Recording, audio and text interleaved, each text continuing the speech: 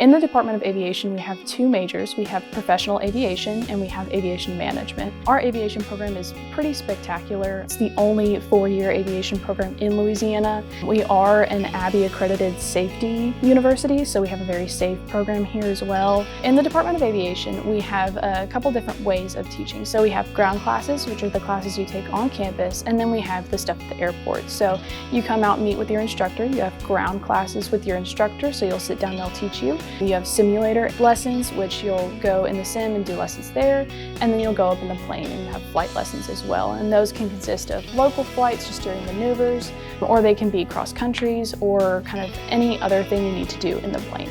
There's lots of different ways that you can use the degree you get here. You can fly corporate, you can fly commercial, you can go to the military, you can do pretty much whatever you set your heart to. Your training is very individual, and if it's what you love, then put in the work and follow through with it.